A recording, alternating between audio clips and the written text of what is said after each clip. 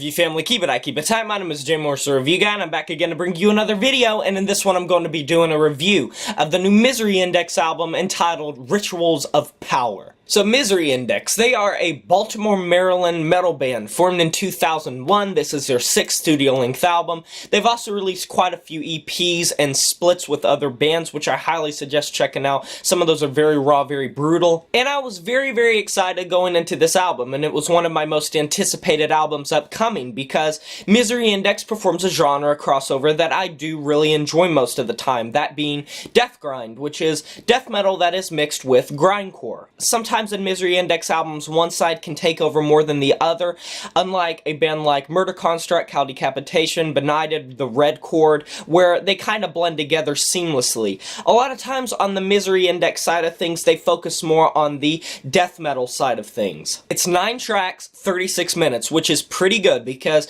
there's nothing worse than a death metal album or a grindcore album that overstays its welcome. The big issue with grindcore albums, especially Deathgrind albums, or just death metal albums in general, are they memorable? Are these tracks memorable? Did they stick to memory? Is it one-dimensional? Does it run too long? Is the instrumentation too mechanical feeling? Does it feel too cleanly produced? Does none of it feel organic? There are a lot of factors that go into my personal opinion when I'm rating one. And unfortunately, Misery Index rides the fringes of being a little bit one-dimensional on this album and really good. The vocals on this album are ferocious, visceral, low, guttural, and a little bit one-dimensional. Sometimes there can be a line that seems very blood-curdling, but at the same time, there's nothing these vocals are doing that's blowing me away. The bass is absolutely non-existent on this album for the most part, and sometimes in one of the interludes or bridges of a song it'll come through just for a couple seconds, and I do really enjoy those parts, but unfortunately in extreme metal it's difficult to find bass that really stands out, unless it's fretless bass. The guitars are twisted, they are a labyrinth, they come through with some demented melodies, some harmonies, and some really dissonant sounds across this album, and it really does sound crushing. They are buzzsaw, they are whirring all over the place, and they're really well performed with technical proficiency. But at the same time, by Deathgrind standards, and as someone that's heard a lot of albums in this genre, they're not doing anything that, once again, is blowing me away. Funny enough, by far, the thing that stood out to me the most are the drums. They are not mechanical at all. They feel very humanistic. They feel like a human is playing them. They don't feel like they're programmed drums, and they sound amazing on this album. They are super prominent. They are crushing, and I found myself more often than not, for repeated listens for this review, focusing more on the drums. They are rip-roaring and, in my opinion, drive these compositions and account for some of the most interesting parts of the entire thing. Now, getting to the nitty-gritty, after listening to this album like 3 or 4 times for this review, because I like sinking my teeth into albums nowadays, it is still one-dimensional, but when you're listening to it, it can go by in a blur, and that can be a good or bad thing, because as you're listening to it, it sounds amazing, it sounds technical, but as I go back, listening to it over and over, really forcing myself to listen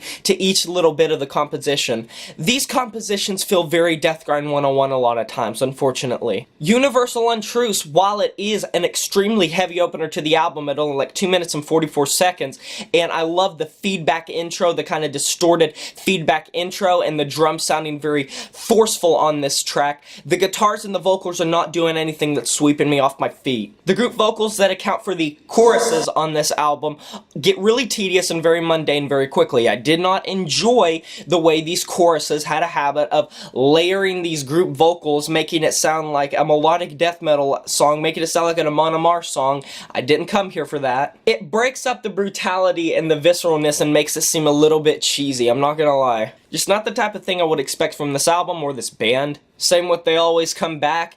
It's a longer track, it's 5 minutes and 8 seconds, and this kind of comes up another issue I have with this album.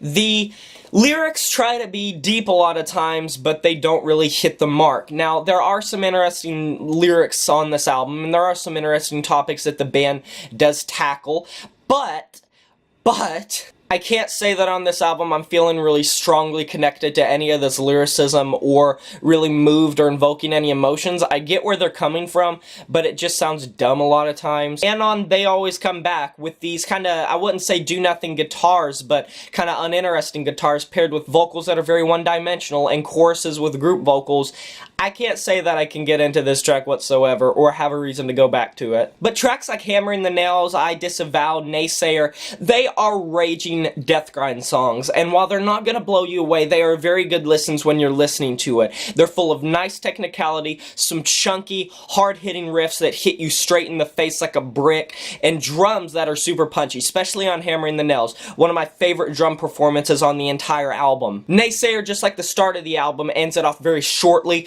2 minutes 26 seconds, and I do think that these shorter compositions do work better for the band. I feel like they're able to fill it out a bit more densely and thick, and it makes it more claustrophobic when you're listening to it, and it makes you feel like you are being choked by this driving instrumentation. And funny enough, when Misery Index gives these places room to breathe, when they have those more kind of, I would say, old school death metal veneer type of passages come through in their music, where it is those lower, doomier, chunkier, sludgier riffs coming through, I think those are sometimes more of the more boring tracks. I can't say I'm not a little bit disappointed by this album, but it's still a nice Deathgrind album, and definitely the best I've heard this year, because there hasn't been that many great Deathgrind releases that I've wanted to cover. But if you like Deathgrind, if you like Misery Index, definitely check this out, because it is worth your time and it has some nice instrumentation, but a lot of times it can feel a little bit I'm gonna be giving this album a 6 out of 10, and that's a wrap. Please stay for the end screen, because I'm going to link some stuff that pertains to this video, and if you enjoy it, you can check those out as well. Be sure to like, comment, and subscribe on this video, and let me know if you've heard this album and what your thoughts of it are, and smash that notification bell to be notified of my future uploads. Worst to best is coming. Till then, my name is Jay Morse, Review Guy, and I'm signing off saying farewell.